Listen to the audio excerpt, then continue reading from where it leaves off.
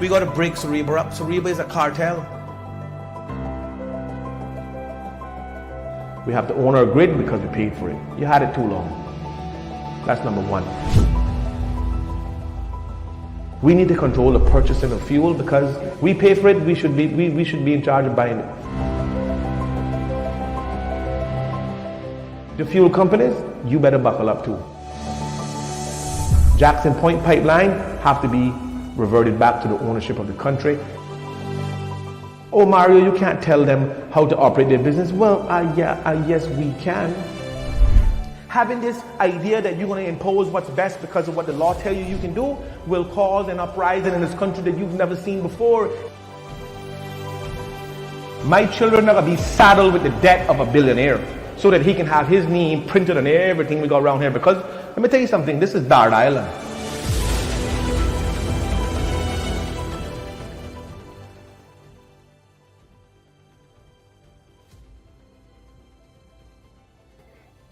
Good morning, ladies and gentlemen. Welcome back to Word of Mouth. I guess we can call this the Christmas edition. Certainly, this will probably be the last show before Christmas. In fact, it will be. And then maybe, depending on how next week goes, we'll do one right before the new year. But yeah, so this morning, obviously, I just wanted to come on and talk about a few things that I believe is pressing in terms of what everybody is going through. But one of the things is I put a post on Facebook last night, just simply asking a question, and obviously it drummed up enough interest for people to ask certain questions and voice their opinion based on the question that I asked. So just so I can give you a little backstory on what it was. It had to do with the interruption of service with Flow, and obviously we've experienced over the years intermittent service and network being down, and this it's just been a nightmare, and excuse me, and not a lot of people are willing to, I guess, publicly ask that question, but there's some people who are. Anyway, putting the post up was just asking, will Flow prorate your bill for the time in which you don't actually get the service that you pay for? And the reason why I said that is because a lot of people are in contractual agreements with their provider, Flow. And I'm going to be very careful what I say here because I don't think I want any more law or any lawsuits. I don't think I got any now pending, but who knows? So what's important is that we have the open dialogue and the conversation publicly because it brings attention to the problem, and sometimes a solution comes out of it. And that's the reason why it's important that platforms like this, platforms like Mall Road, platforms like Compass, and all the other places, it's a very integral part of how we get information out and bring the attention to certain issues that people are experiencing within communities, households, whatever the case is. And then sometimes politicians or even the institution themselves spring into action simply because they don't want to have any negative, PR floating around. But I mean, when you look at a company who have changed their name several times in the last 2 decades, one would have to ask the question, there must be a reason behind the name change and rebranding. Because if something is working, normally you don't ever change it. Because I didn't see McDonald's turn their arches upside down and call it W McDonald's. No, when the formula works, it works, right? You only change it when it don't work. So Flow is experiencing some fiber problems in the Bordentown areas, as we were told, and apparently they're telling some people that it's just an isolated problem in that area only. But obviously we've seen island-wide disruptions on many different occasions. So the question was, in my post was, will Flow prorate your bill for the 24 hours or the 48 hours that the service has been down? My guess would be that they won't. They have never done it before. Now, putting that post up caught the attention of of a person who actually works at Offreg. And the person reached out to me. I'm not calling any names, and the person happened to be a really good friend of mine. And he reached out to me, and we had a good conversation. We were on the phone for probably 30 minutes, having a comprehensive conversation about this very same issue. And I had to say it to him because I could say it to him and I could say it to him the way I did without him being offended, because we're friends and we've known each other for many years. And I said to him, he was saying to me, "Oh, well, I saw your post, I commented, blah blah."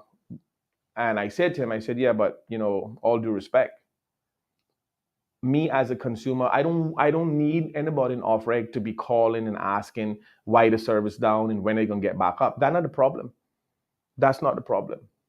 Yes, there need to be mechanisms that manage and regulate and police that area, of course, absolutely.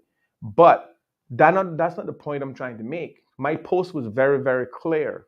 In fact, I don't know how anybody could have misunderstood it. The thing is, I said, question, will Flow prorate your bill for the days that you don't get the service in which you pay for? So let me just put it in a nutshell, as I said to him. I said, hypothetically, if I'm paying $90 a month for a service, then any interruption in that month in which I pay that $90 for, it must be a mechanism built into the structure from Offreg and that they prorate you, right? And that was my concern. Offreg is the Consumer Protection Board. That's what we need to call it, right? And we keep saying we need consumer protection, but they're there to protect the consumer. That's the genesis of their existence, and regulate. The problem is that, I was told that I should file a complaint. Well, let me just clarify the complaint section of this thing. The problem with complaints is that they always fall on deaf ears, and then you have some people who just complain for complaining sake. We got those people, and they makes it bad for everybody else, because when a genuine complaint come in, they have the people who you giving the complaint to is so exhausted with so many other complaints that just didn't have any substance. Then they tend to treat everybody the same. They circle everybody in the same cone. But I was pleased and I'm happy, and I don't know if he's watching, but if he is, I just want to thank him for reaching out and we having a conversation and clarified a few things. And that's why speaking out and speaking publicly is essential to getting things done. Because had I not asked that question, I would not be better informed on some of the things that he explained to me in terms of what they want to, accomplish in the near future.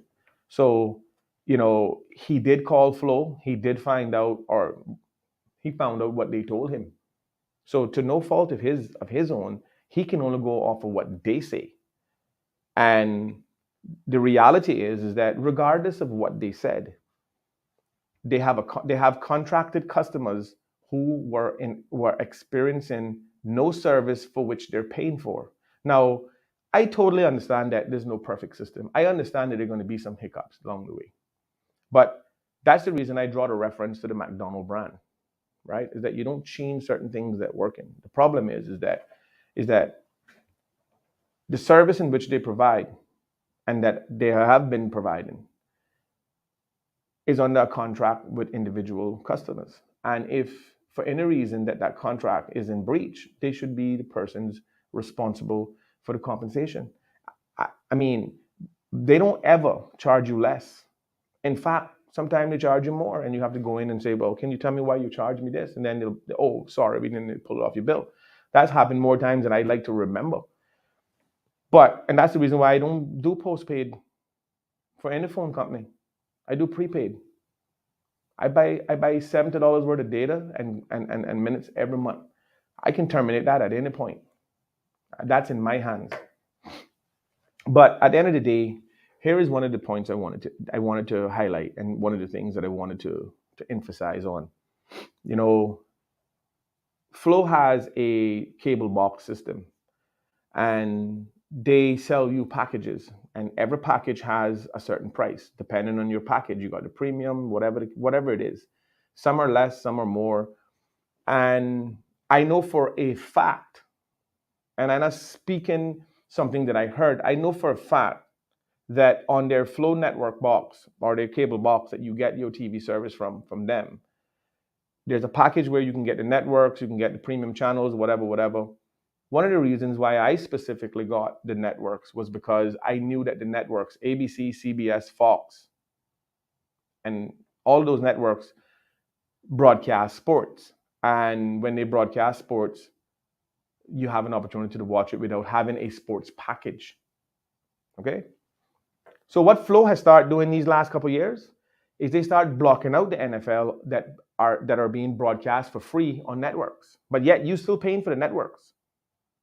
In your package, you're paying for CBS, NBC, ABC, and Fox.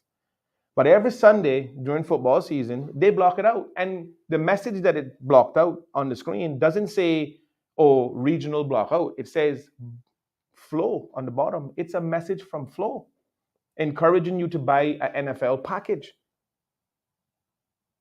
Remember, not every game is broadcast on Sundays on the networks. Depending on what area you're being broadcast out of, that's the game you'll get. There's no secret in Cayman that a lot of people here are Miami Dolphins fans. So therefore, and a lot of the networks here are broadcast out of Florida. ABC, Channel 6 New, all those are out of Florida. So yes, you get those games on Sundays. But Flow has took it upon themselves to block those channels out and encourage you to buy their NFL package, which means you've got to spend more money. Now, a person like myself, not interested in watching any other game on Sunday other than the game and the team that I follow, which happens to be the Dolphins, right? So, but at the end of the day, how is it that Flow is allowed to block out channels that you pay for with no repercussion?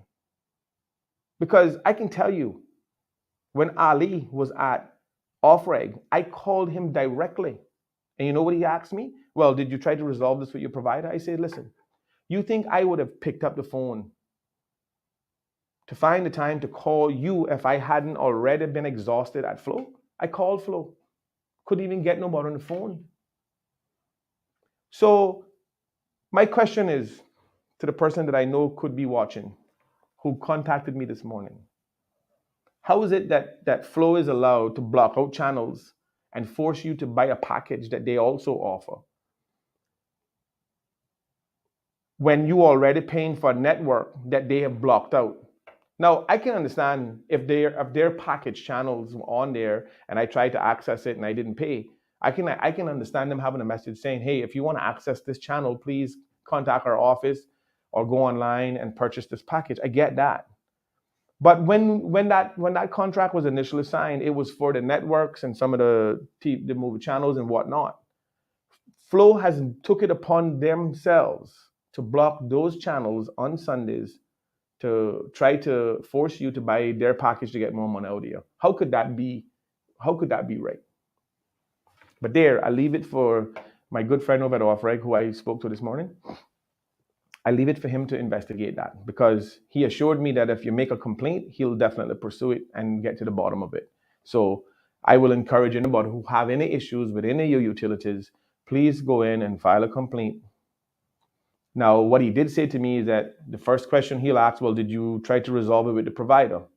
And I said to him, I said, listen, if somebody takes the time to call Offreg, that is because they're exhausted. That's because they didn't have any more patience to deal with the provider. That's the reason why we come to our consumer protection agency, which is Offreg. Now, for whatever it's worth, that's how I see it. Now that we've filed that away, we're going to also have a conversation about the economic structure in the Cayman Islands and a lot of the issues that we face on a day-to-day basis.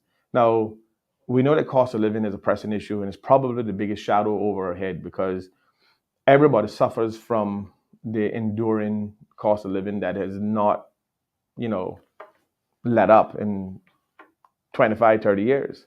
And now it's becoming very apparent because we're starting to see the social deterioration and the unsustainability of a lot of families who were in the past able to maintain a certain lifestyle who are now struggling.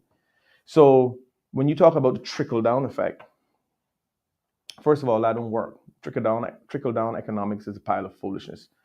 There are too many people before the bottom that's catching everything. So the man on the bottom never ever catches it. He never ever see it, much less touch it. So when we talk about the economic structure in the Cayman Islands, we've bent over back ways to accommodate certain things. And I just want to say this because it's absolutely imperative that we are aware of our surroundings and what's happening. Just these last couple of days, I had the opportunity to talk to two very smart people who I had the pleasure of being in their company. And these are middle class and individuals who have good jobs and have their own personal responsibilities. And we were just talking about different ideas and different things that where a lot of Caymanians are marginalized. And we always hear people say that Caymanians are lazy and they don't want to work, and we give them an opportunity and blah blah blah blah blah blah. Do we have lazy Caymanians? Absolutely. But on that note, do we have ambitious, capable, innovative, creative Caymanians? Absolutely. Is our harvest exhausted? I don't think so. Do we have enough people that they could be that is available to be integrated into certain systems in the Cayman Islands? Yeah, we do. But are they being afforded opportunities to partake in some of these institutions on the level where it's meaningful? Excuse me. No, we don't see it. And you guys hear me talk about token Caymanians all the time. But one of the things that came out of the conversation I had with these two individuals was an idea, and this is why it's important that you have dialogue, you have conversations, you surround yourself with a good group of people. So when you have a conversation about a pressing issue or politics, whatever the case is, you can take something away from that, something that you may have learned or something that you may have didn't realize was taking place. And one of the things that we were talking about the financial service industry, and you guys heard me on my last podcast talk in depth about how government can generate revenue and and stop taxing the poor man. Unfortunately, I can't see the comments today, so if anybody leaving in the comments, I can't see them because I forgot my iPad and I don't have it in here today. But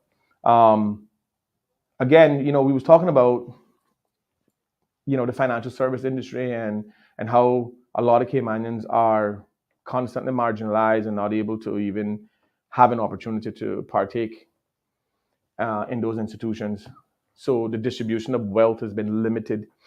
And one of the ideas that came up from that, and I think we all agreed on it when we were talking about it, is like the accounting institutions.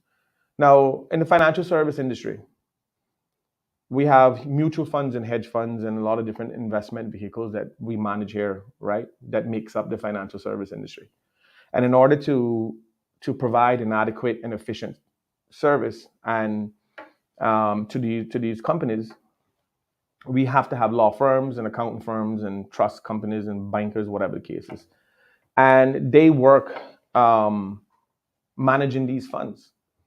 And each one of these firms carry home, a pretty good share of the service fees.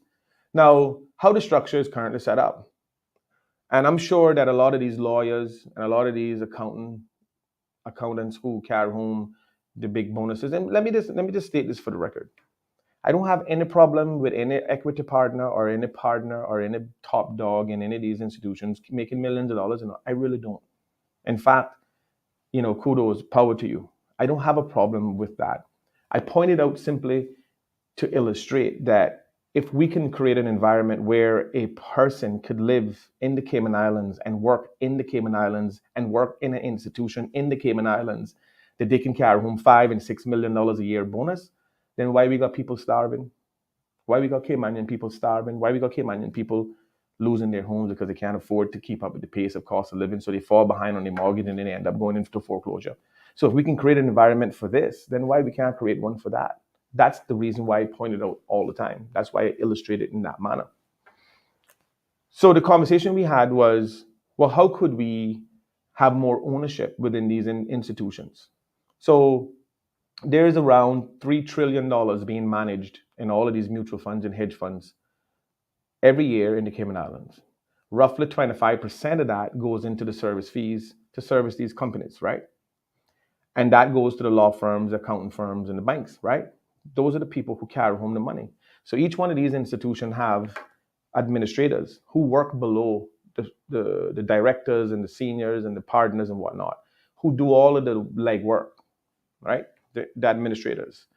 And they also get bonuses. But my question and our conversation got to a point where I said, well, if and I only speak this because it's a local law firm. Walker's was a local law firm that was founded locally. Walker's law firm is a local Cayman law firm. Now, I don't need to go into how big Walker's is. Walker's is a well-established institution that is a front runner in the legal department here in the Cayman Islands. That is that has one of the largest portfolios in the financial service industry. So, and I say that to say this, is that if we can have a homegrown law firm like Walker's playing an intricate role and an important role in the financial service industry from the law standpoint, why we don't have a local accounting firm filled with local accountants? In fact, we can go a step further and say, oh, it should only be local accountants, right? Okay. Now, having that conversation, it dawned on me, and I was like, yeah, you do have some local accountants who have branched out and did the little small thing. But why we don't have a fully owned local accounting firm? Why? Because we don't have any international footprint. Well, did Walker's have an international footprint when they launched? No. They may have one now, because I believe Walker's, and I stand to be corrected, but I believe Walker's have branches overseas and other territories, right? So I asked the question, why is it that we didn't encourage a local accounting firm to be as big as Ernst & Young and KPMG and all these other PricewaterhouseCoopers? Why we didn't encourage? Now, I'm not telling you that we would have had enough harvest to have branched out all over the world, but we would have been able to brand it that it could have been branched out. And we could have made sure that we had an institution that could house and inspire Caymanians who wants to get into the accounting field to say, hey, you know something? I'm going to be an accountant. You know why? Because there's an accounting firm in the Cayman Islands that is going to give me an opportunity to get top tier so that they can generate some of the wealth that everybody floods these gates to come. Because I can tell you, ladies and gentlemen, if you don't believe me, every weekend, just take a drive to every single restaurant on the West Bay Road. Go to everyone. Don't go in to eat. Just drive to everyone. Get out, walk inside, and take a good look around. In fact, record it. Then go back home and analyze it. And ask yourself a question. Who are the people that you are seeing in these places? Because I can assure you, yeah, you're going to see some locals in there, but they're going to be sprinkled about. And I don't have a problem with any of those people. I'm just trying to illustrate to you what's happening right under our noses, and we're just not paying attention until it's too late. And it's probably already too late. I don't know, because we have tailor-made constitution to protect everybody but ourselves. But I say that to say this, is that we already have a sitting example, right? We already have a sitting example in Walker's, being a local law firm that has made their mark. And truth be told, it's something that we can build off of.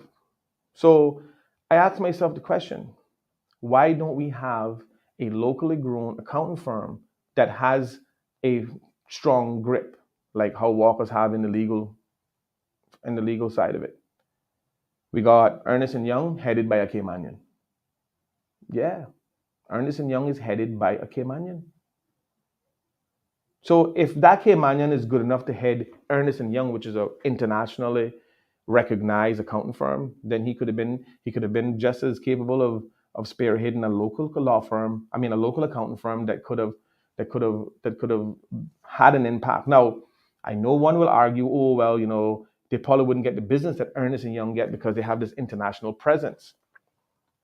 But you see, The one caveat to that is this, is that Ernest & Young, KPMG, Price Waterhouse, they're not in Cayman because because their customers that they service told them to come to Cayman. They in Cayman because Cayman is a tax-free jurisdiction, a tax-neutral jurisdiction. Our jurisdiction was the reason why they were here, that they are here. So Ernest & Young didn't bring the customers here and set up shop. The customers were already wanting a location that they can do their business in that was suitable, like how Cayman was. And yes, did they help build the financial service industry? Absolutely. I'm not taking anything away from them. In fact, I'm not saying anything about them that undermines them in any way. I'm just simply saying that if we are told that we can't have a local law firm that could be a major player as they are because we don't have the international presence or recognition, I disagree. I think that if you have a reputable accounting firm that has the ability to service and provide the service in which these companies are looking for, you'll definitely get business.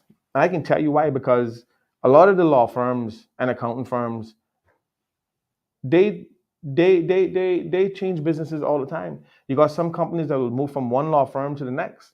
You know how many big companies left this law firm or left this trust company or left that accounting company because the services were either cheaper or better or whatever the case, for whatever reason. But they've stole. When I say, hold on, let me let me change the term stole. They have taken businesses away from other businesses. That's happened in Cayman.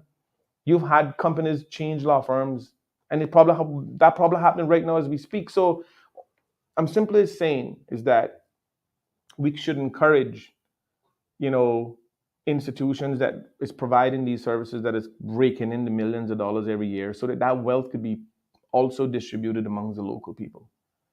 And that's why I have a problem with the persons who are on the top tier of some of these institutions, but yet never really do anything meaningful to fix it so more Caymanians can participate in those institutions. Yeah, they will say, oh, well, I helped this one, or I tried to get that one up the ladder. Well, we got this guy. Yeah, but where is the mechanism that ensures the participation of a qualified individual who's locally educated themselves to try to break into this market? Where is that process? Where is the opportunity? Where is it? I don't see it, because I know personally some of the horror stories that some of the people who have weathered the storm and able to get to a partner level and now successful and can generate their own personal wealth. I know a couple of personal stories of good friends that went through, and when they told me what they had to do in order to stick that out, I told them that they're better than me. The things that they had to go through.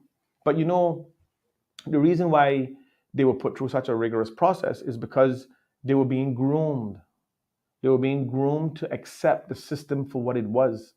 And that once they got through the system, through all of that stormy weather, they would never upset the apple cart, simply because they know all of the hardship they had to get where they are. It is a debilitating process that strips away the fundamental values of that person who set out to be the best they could be in that field. And once they go through such rigorous process to get to that acceptance level where they're in the door, they're being invited to the table now, and they'll never do anything to disrupt that. They will never, and they could sit and tell you, oh well, it doesn't work like that, Mario, because I had to do this, this, and this, and they feel like that's how it's gonna always be. But the problem is that it'll always be that way if you're being conditioned to keep it that way. Hence the reason I call them token Caymanians, and I don't mean that in a derogatory way. Now you have the institutionalized house niggas. You got the institutionalized or the porch, whatever you want to label it. But at the end of the day, how do we change that narrative? How do we change that mindset? I don't know. I don't have the solutions. But I do know that having the conversation, coming up with innovative ideas, speaking about it frequently, and making sure that you creating that awareness. Sometimes where you might not have a solution to something, maybe the person that listening to you or you talking to may have an idea. And sometimes it's good to just incorporate all of that within the conversation, because sometimes there is a diamond in the rough. There's a hidden gem that you can extract. So when we talk about these things, we're not being critical, or we're not being anti, or we're not being biased. We're just simply trying to understand the full scope of what's happening, because I know a couple persons, and to my surprise, you know there's a lot of people in Cayman that have a CPA degree, but yet haven't been able to exercise the use of it, simply because of, sometimes it's for personal reasons, but it's also because the afforded opportunities are just not there. And if you're not willing to go through the rigorous process in which I just spoke about, then you're not going to be elected to be a person that they're going to want to climb that corporate ladder. Because when they find a person that could go through the process that they set out, which means that they're institutionalized and programmable to that institution, those are the persons that get in. Believe me when I tell you. But they think that praying to God when they get to these high levels, they be like praying to God and breaking down the church and investing in a little company here, or helping this one, or giving that one some money to buy. They think that I'm doing my share. You're not doing your share. All you're doing is kicking the can down the road. All you're really doing is avoiding the reality that you exist in, right? I'm telling you, Cayman got more equity, retired lawyers and accountants in this country, probably in per capita in the world. Because we got this red carpet policy where anybody can come Cayman and live the dream, because it is specifically designed for that. But I always argue the question: if we can create such a lovely environment and we maintain it for that, why we can't do it for our people? Now, you all hear me talk about the 30-story buildings, right? That Makiva filed in the House. I heard me talk about that the last time, right? But what if I told you all that this is something that they're actually considering on giving approval for? Because Uncle Dart down there wants a 22-story building. Oh yeah. And the type of people that they want to attract to Cayman, the type of people that this government is geared to attract to Cayman, ain't me or you. I'm telling you what I know. And then when you have certain lawyers in this country who's in the ear of the politician telling them that they have clients that spend hundreds of thousands of dollars in certain institutions every year, somehow we feel, and don't get me wrong, we've done everything in our power to attract inward bound investment in our island.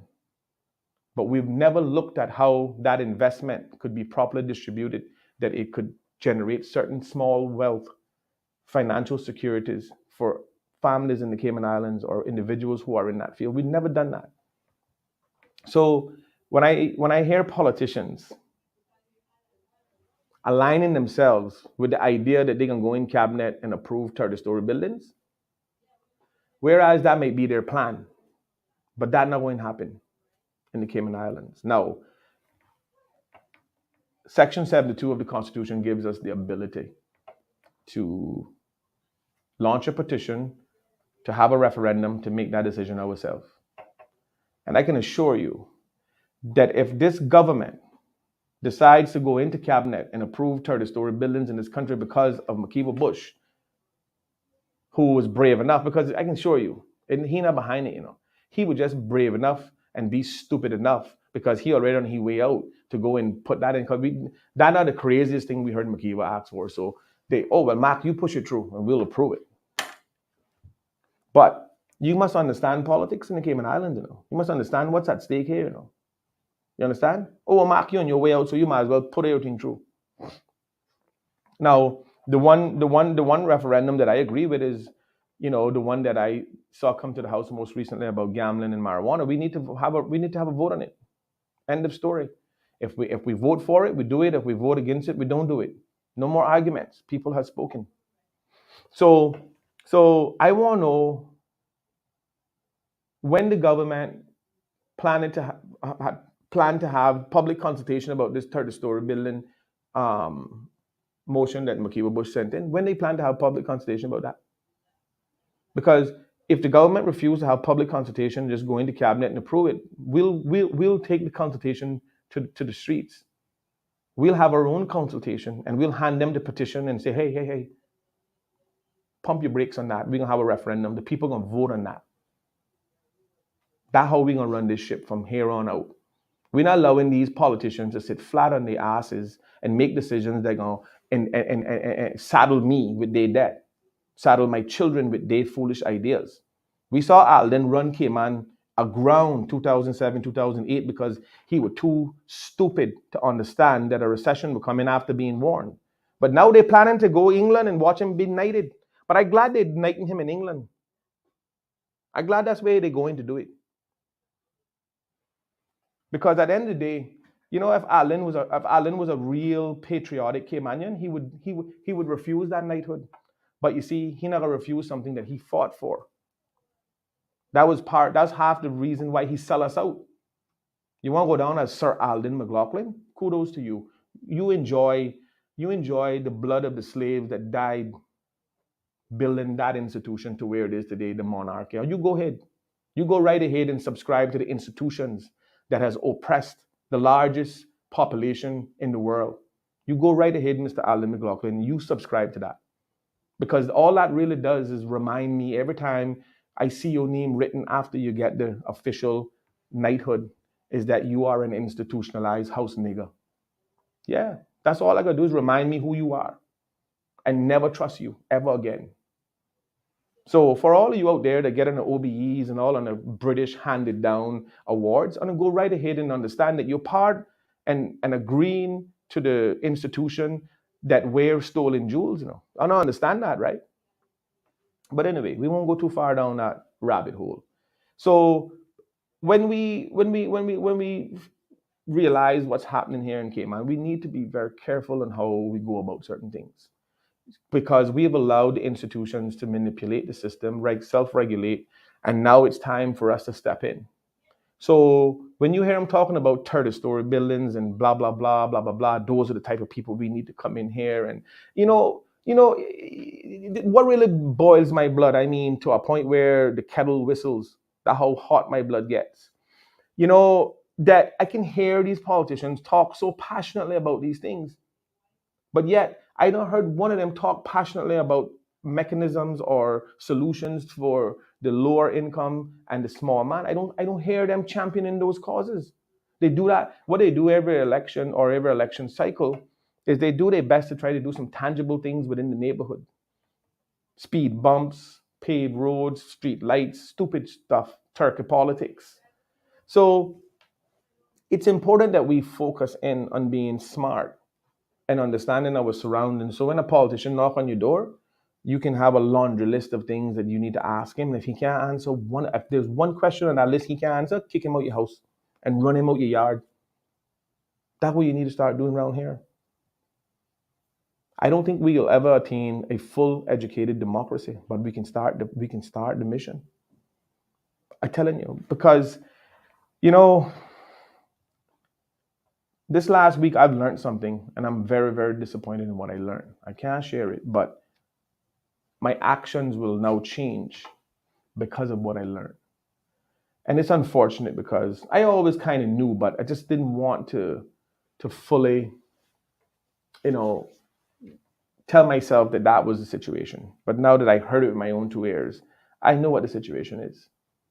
And I didn't hear it from someone telling me. I heard it from the person themselves say it. And I was like totally blown away. Now, what I will say here before I close out today is that we need to understand the value of the power of our vote. It's important that when we go out and do a voter registration drive, that all the young people that we are encouraging understand the power in which they will attain once they become a registered voter. Okay? We need to understand how powerful your vote is. Your vote is not only powerful on the election cycle, during the time of election. Your vote is not only powerful then. Your vote is also powerful in regards to making changes, that may need to take place before a general election, such as a referendum. And if the cause in which you are petitioning for is a matter of national importance, you have the right to change a decision mid-election. So we must understand the importance of the vote and how strong it is. We must understand the power in which comes with that. So we need to start educating and continuing to educate our young people from time they're in Pampers. We got to start grooming them from then, because before you turn around, your children in college, So we got to start grooming them from then to ask questions, be a part of a democratic, process which have an educated democracy. So in order to attain educated democracy, we as generation now must educate generation next and ensure that we don't trip up along the way, that we leave good examples for them to follow on and carry forward. Because whereas we have innovative thinkers now, in the future we need innovative thinkers and doers. We want people who can summarize a problem, come up with a solution, and implement the solution, and not just talk about it. Because all we talk about now is problems. Congested road. You want a solution for the traffic? Packed government, attorney general, deputy governor, and everybody who's responsible for decision makings in this country. You want to know what the solution is? Stop giving work permit holders licenses. Stop it. Stop letting people on work permit bring in cars and selling them on the side of the road. Stop letting everybody who come here get a driver's license. Put a proper public transportation system in place and take all these crazy bus drivers off the road before they end up killing a busload of people. Because I feel like we're not going to do anything about these crazy bus drivers until a bus crash and kill several people. And if you don't think it's possible, go and look at what happens in Jamaica on a regular basis. And if you think that that's not going to happen in Cayman, who you think driving these buses in Cayman? Who you think driving them? They bring the same bad, dirty, stinking driving habits that they bring from their home, they bring it here. And we allow it simply because it's continuity. Well then, Mario, who else we gonna get to drive the bus? Well, what do you mean? If you make no effort to find nobody else, then there will be nobody else. We got to stop issuing licenses because it's generating revenue. Because here we have a GDP that is made up from all of these different revenue streams, and 4 out of the 5 of them are creating infrastructural strain, social deterioration. All of these things are happening. It's just like work permits, and I don't care who like it. Every work permit holder in this country should be paying a fee to work here. They should be paying to work here. Because every one of the countries they run away from, they pay taxes in, They're not going to have a problem paying taxes in their country, but they got a problem coming here and paying a fee to work here. I know one thing for sure. They better pray Mario Rankin don't get in there, They better pray.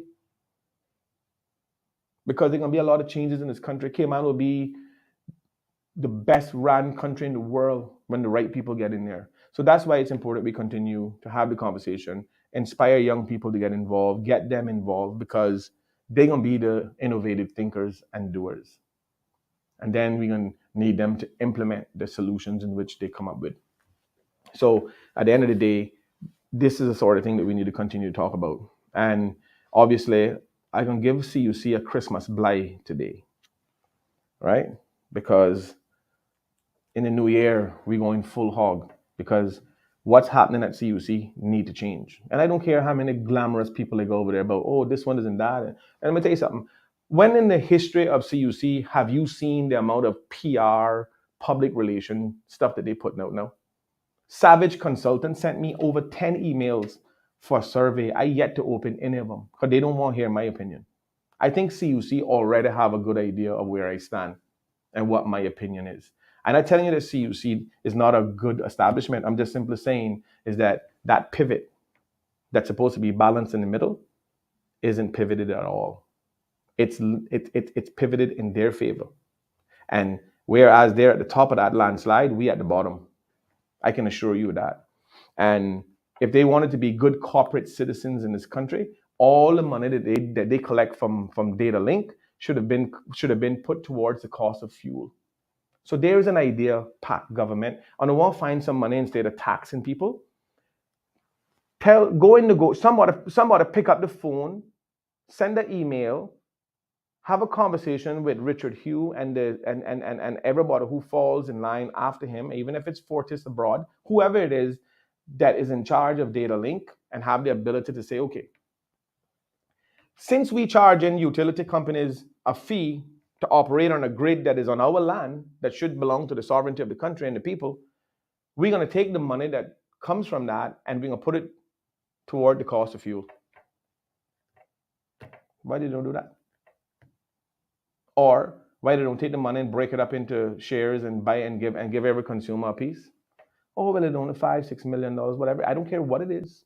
They shouldn't have the luxury of enjoying it when it's on the backs of the Cayman Islands people, because we pay 100% for all petroleum products that go at CUC, to provide the very grid in which they're charging people to be on. Because if it hadn't been for us, that grid wouldn't be there. And if that grid wasn't there, Data Link wouldn't exist. You all understand what I'm saying? Is that we pay to maintain a grid that we don't own, that they charge somebody to operate on. Then we pay them for all the fuel to run their generators so they can sell us the kilowatt hours on our bill. Then they charge us for an alternative energy surcharge that we don't even know what in the hell that is. But yet, you got people sitting down, they got Caymanians employed, in the strategic positions, If you look at all the top jobs at CUC, it's all Caymanians. And you see, we accept that. And I'm not saying that they shouldn't have the jobs. I'm not saying that.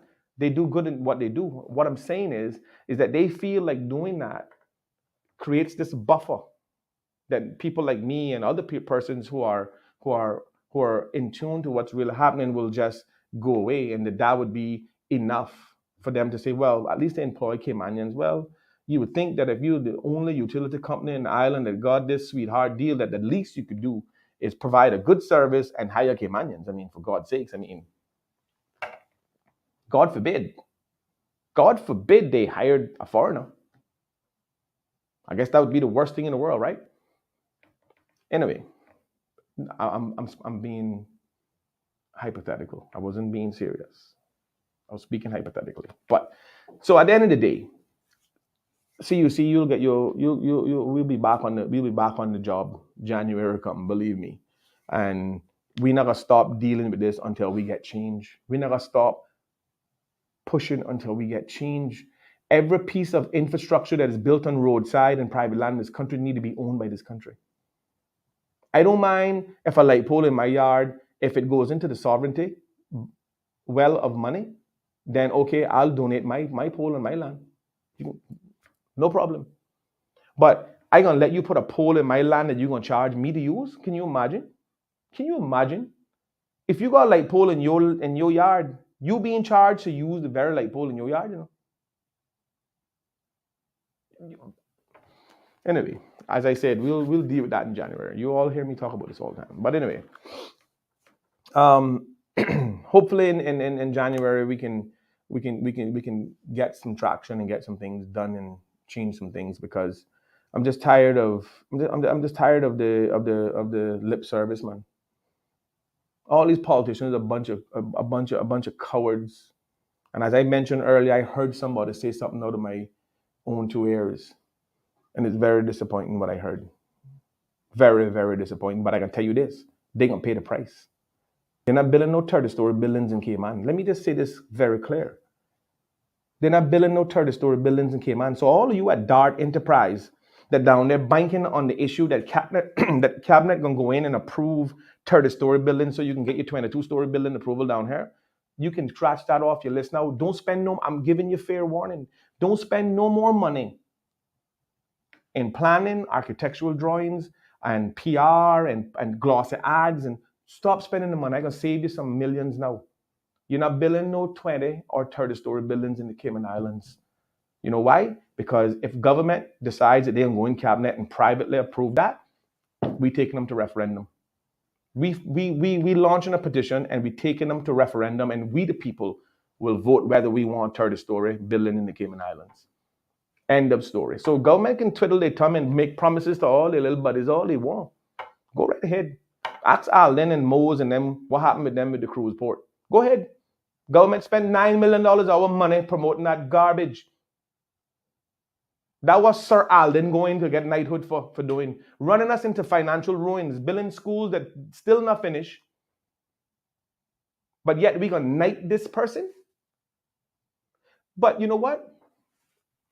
That goes to show you the morals of the kingdom across the pond.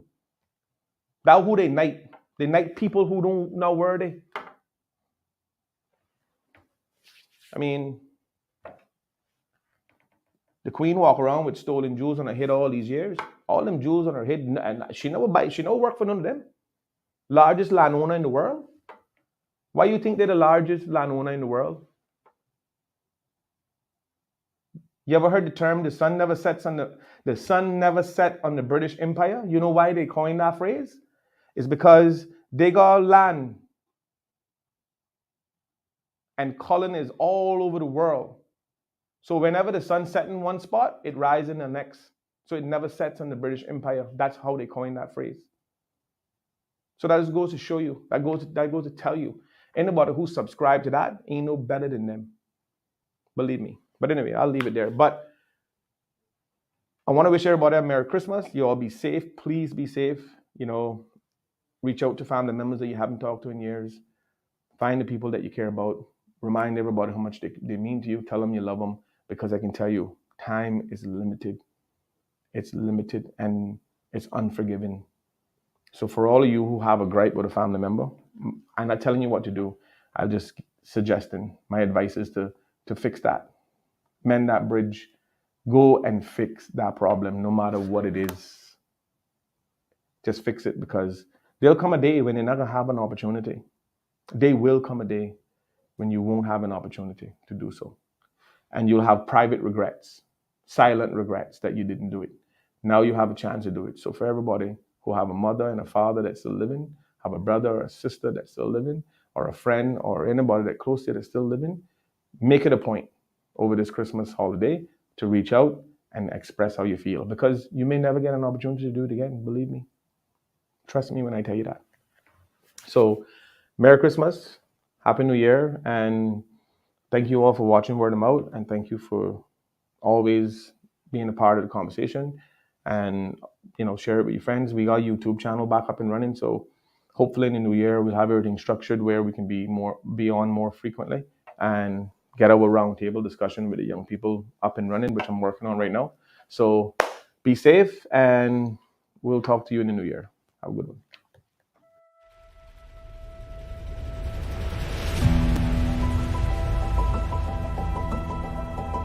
We got to break Sariba up. Sariba is a cartel.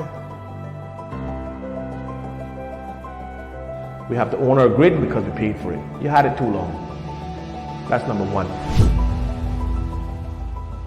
We need to control the purchasing of fuel, because we pay for it. We should be in charge of buying it. The fuel companies, you better buckle up too.